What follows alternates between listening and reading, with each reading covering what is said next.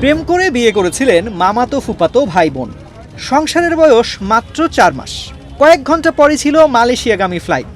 নতুন জীবনের স্বপ্ন নিয়ে বিদেশ যাওয়ার প্রস্তুতি চলছিল, কিন্তু তার আগেই নেশার টাকার জন্য স্ত্রীকে নৃশংসভাবে কুপিয়ে হত্যা করে নিজেও আত্মহত্যার চেষ্টা চালিয়েছেন স্বামী। ৮ জুন সোমবার ভোরে যশোর সদর উপজেলার শেখাটি তমালতলা এলাকার একটি ভাড়া বাসায় এ ঘটনা ঘটে। নিহত সামিন আক্তার স্বামী যশোর সদর উপজেলার তরফ নওয়াপাড়া এলাকার শফিয়ার রহমানের মেয়ে। ওদের স্বপ্ন পূরণে পাশে থাকতে পেরে আমরা গর্বিত।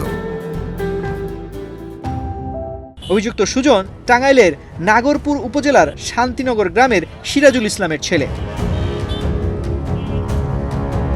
স্বজনরা জানান, প্রেমের সম্পর্কের জেরে 4 মাস আগে পরিবারের অমতে বিয়ে করেন সুজন ও সামিনা।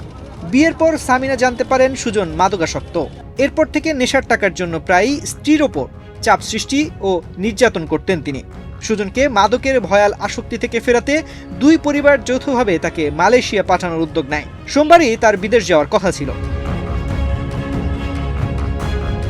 স্থানীয়দের ভাষ্য, ভোরে নেশার টাকার জন্য স্বামী স্ত্রীর মধ্যে তর্ক বিতর্ক শুরু হয়। এক পর্যায়ে সুজন ধারালো অস্ত্র দিয়ে সামিনাকে এলোপাতাড়ি কুপিয়ে গুরুতর আহত করেন।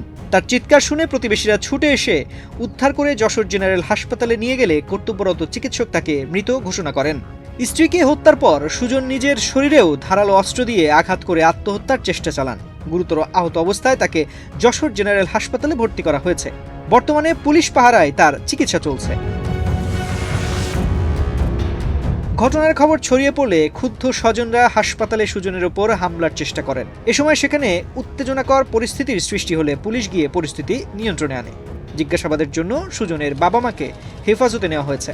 যশোর জেনারেল হাসপাতালের চিকিৎসক সাকিরুল ইসলাম জানান, অতিরিক্ত রক্তক্ষরণের কারণেই সামিনার মৃত্যু হয়েছে বলে প্রাথমিকভাবে ধারণা করা হচ্ছে। ময়না তদন্তের জন্য মরদেহ হাসপাতালের মর্গে রাখা হয়েছে।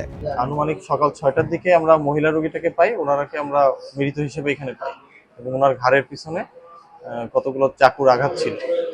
পরবর্তী কার্যক্রমের জন্য আমরা ওনাকে মর্গে প্রেরণ করছি এবং এর আধা ঘন্টা মতো পরে 6:30টার দিকে আমরা পুরুষ রোগীটাকে পাই। ওর গলায় এবং পেটে কতগুলো চাকুর আঘাত ছিল। আমরা ওনাকে সার্জারি ওয়ার্ডে ভর্তি করে রেখেছি। পরবর্তীতে ওনাকে ঢাকায় রেফার করা হয়েছে। যশোর কোতোয়ালি থানার পরিদর্শক কাজী বাবুল জানান, এই ঘটনায় মামলা দায়েরের প্রস্তুতি চলছে, পাশাপাশি হত্যাকাণ্ডের পেছনের কারণ ও সংশ্লিষ্ট বিষয়গুলো খতিয়ে দেখা হচ্ছে।